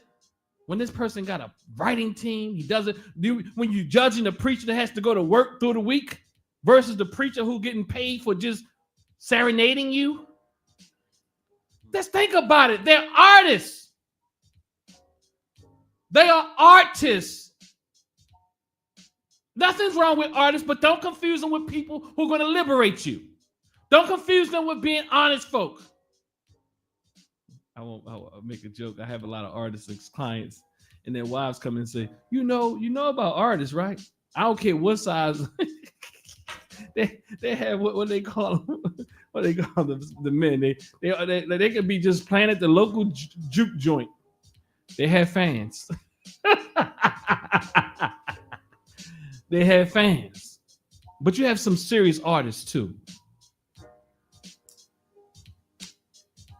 Like Lauryn Hill. Whether you think she's out of her mind or whether you think you can tell she's real.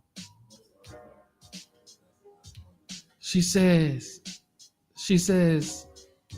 yeah, that's right. Part of being creative is being out of your mind. It's a little bit of that, right? A little. It's about being able to go into other dimensions. No matter, depending on what dimension you go in, determines how you approach people. But Lauryn Hill, like, I cannot sell my soul for this.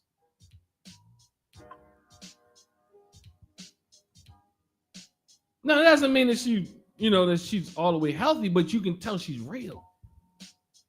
Nina Simone was real. What I was getting to, Lauryn Hill said, hold up, I'm coming out, I'm singing with my voice. I'm not even going to, look, my voice is human. I'm a human, so I might be off today, which is a quote unquote, that is a somewhat of a revolutionary stance as an artist. It's also liberating because yes, I think a person is liberated artistically, mentally when they realize, like you just made a good point, like, people don't think anything is wrong. Everybody has something wrong with them. Everybody is a little challenged in different ways of life, mentally or whatever like that.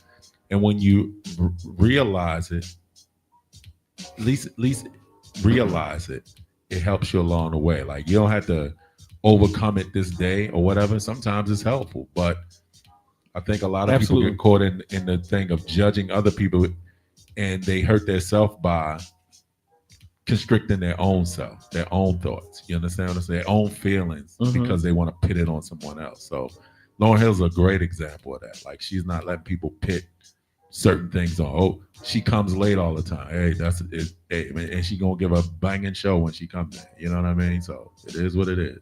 It is. It is what it is, and she might come late, but might not show up. But Next time you're gonna be there. But next time you're gonna be there. And The dead is coming to life. I think the artist piece is a good analogy of what the masses as a whole do not do. The role of an artist is first self-confrontation.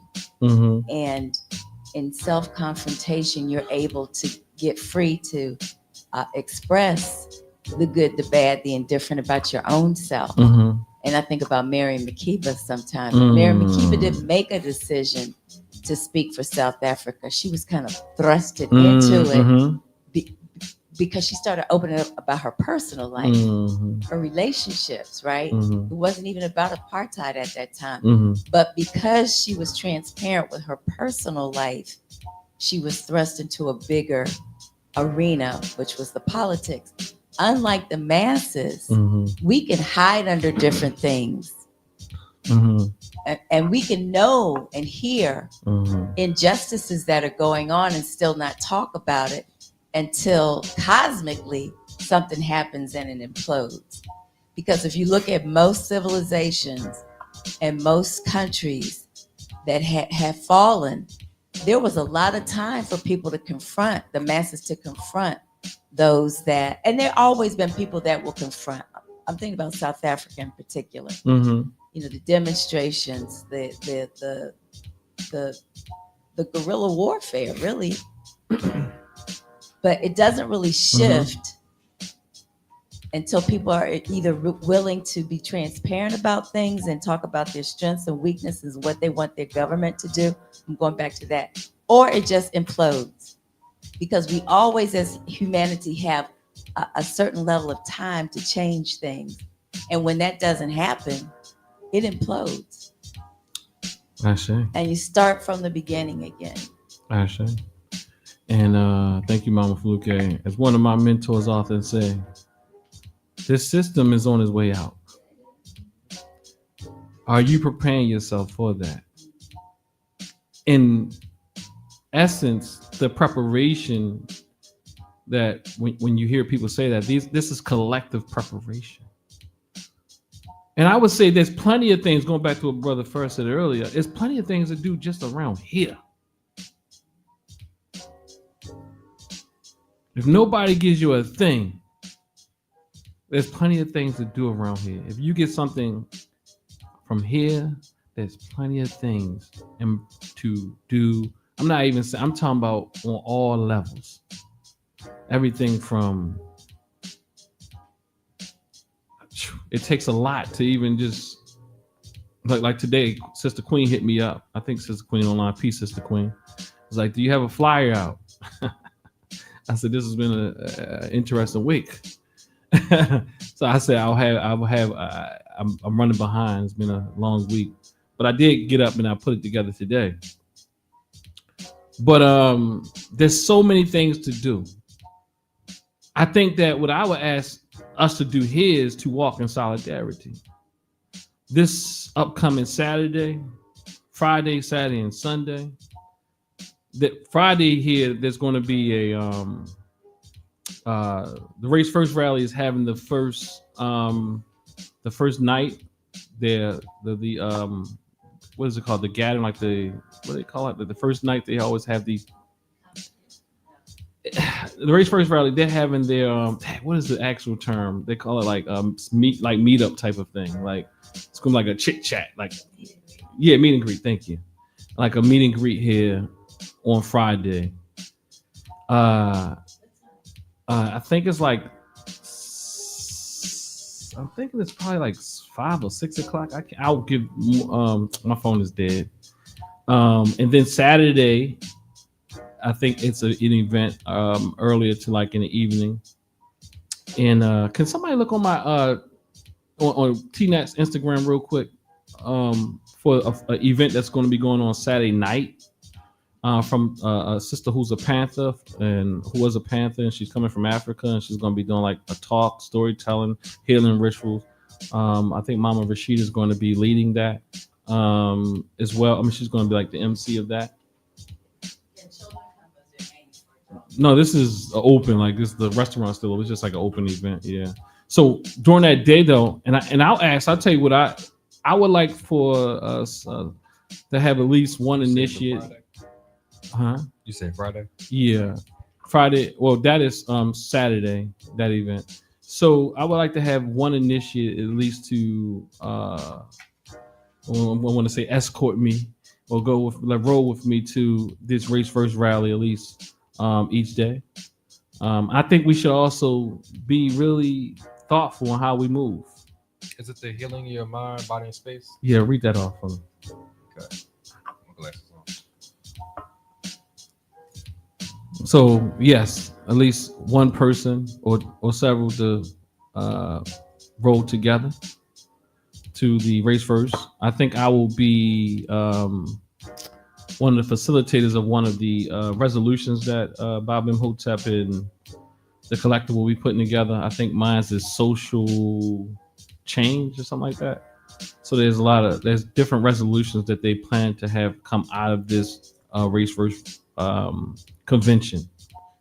And then on Sunday, I've already sent out I sent out something to us months ago, maybe, and said that maybe we can perhaps go there. But they also sent out a registration link as well. You have to register. Okay. So again, what I'm gonna do is ask you to I'm gonna finish this and you can go into that. Okay. Okay. So again, confidence in the master to teach the truth.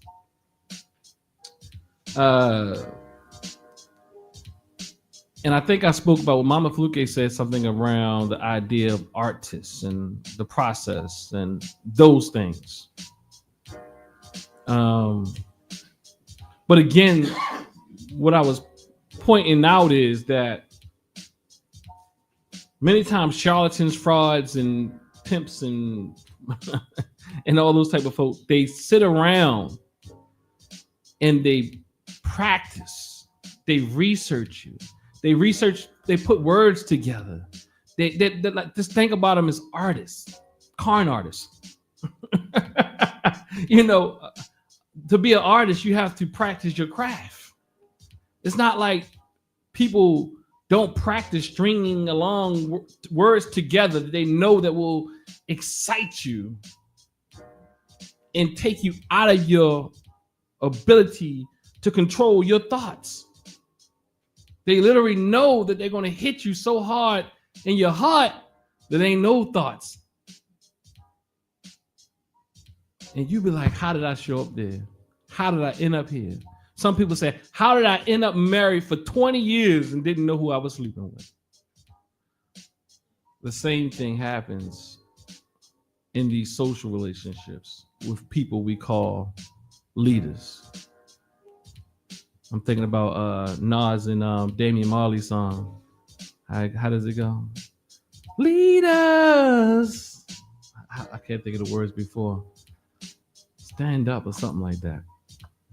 But then we also have the final two: confidence in one's own capacity to learn.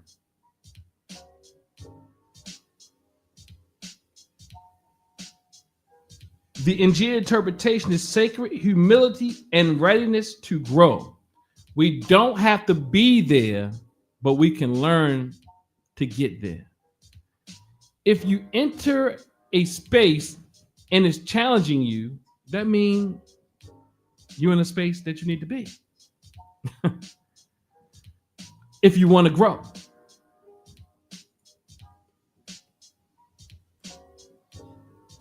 The rites of passage reflection is, am I teachable even when challenged?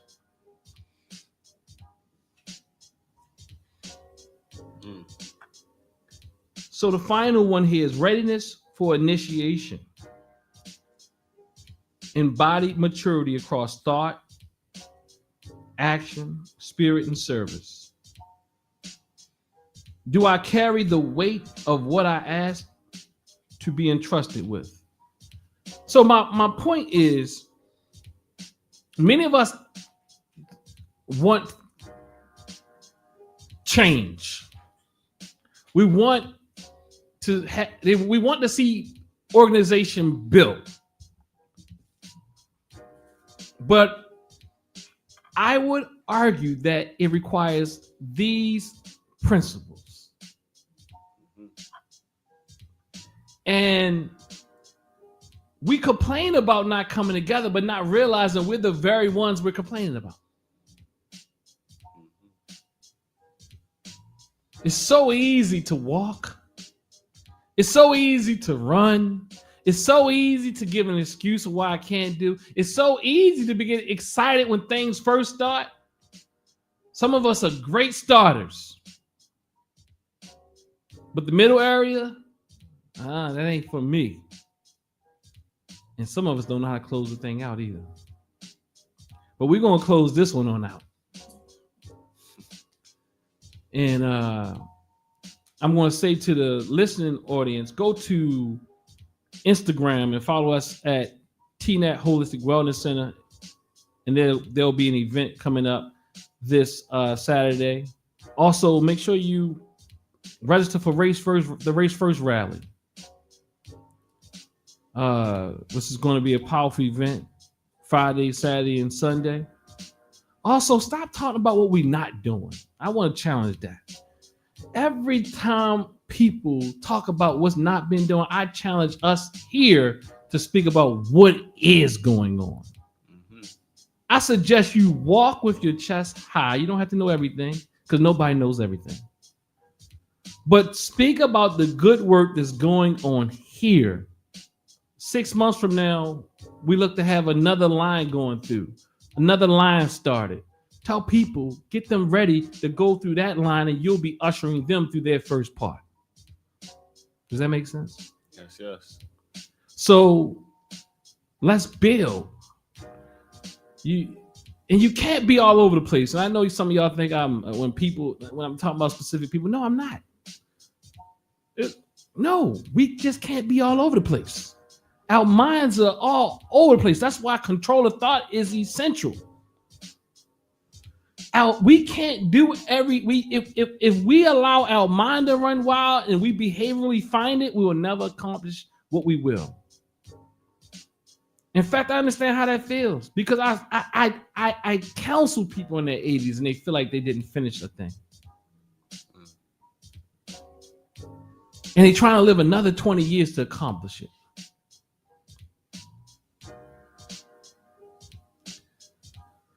So the control of thought is essential because when you can control your thought, you can control your actions. You can do all those. You can control your actions. You can be steadfast. You can begin to identify with higher ideals. You can't identify with nothing if your thoughts are all over the place. You can have evidence of a spiritual calling. When you can control your thoughts, you can be free from resentment. When you control your thought, you can identify teachers that are real. When you can control your thoughts, you can have confidence in your capacity to learn. When you can control your thoughts, you are ready and you can be ready for the next level. Ashe.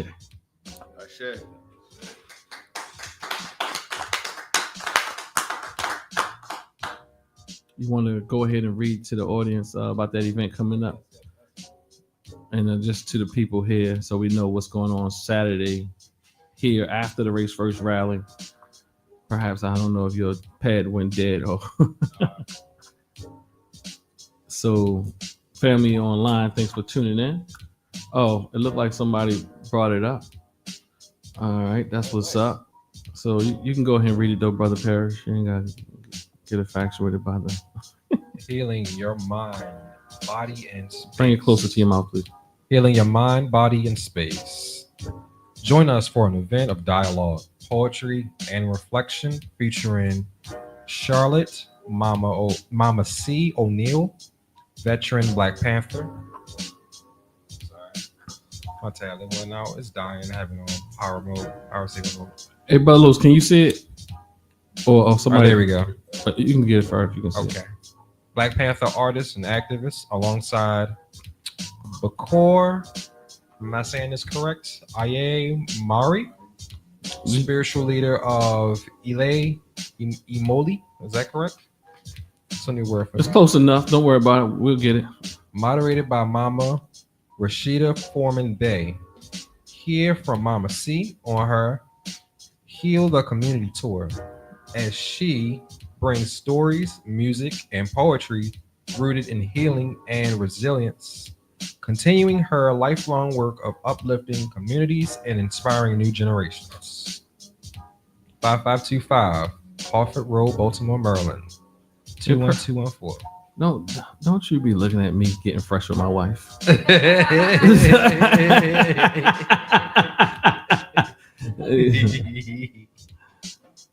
No, I was just giving her a compliment, Parrish, on her dress. It looks pretty.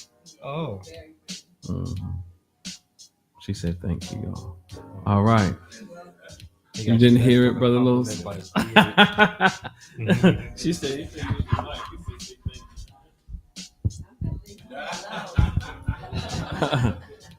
she said, "Put me on blast." All right. The first Jamaican I heard, no, I ain't gonna put her on blast. Okay, since you said what, she wasn't that excited about Kamala, but and you know that's hard for a Jamaican to do, not to be excited about someone with an inch of their blood. Yeah. All right, Brother Los, brother. Oh, wait, hold on. How we going? We're gonna close this out with 7 Harambe's. All right, if we all stand up. Hello. With those black fists in the air. All right, we're gonna bring it down and then finish off with the fist. Ready? Harambe, Harambe, Harambe, Harambe, Harambe, Harambe, Harambe.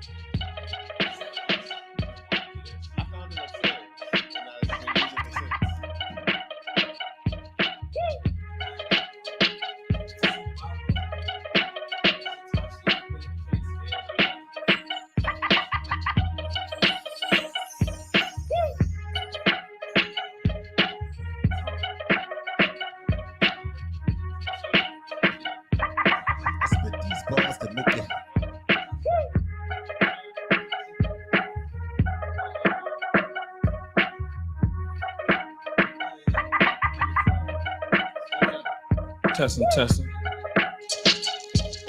Thanks for joining. Make sure you like, share, subscribe.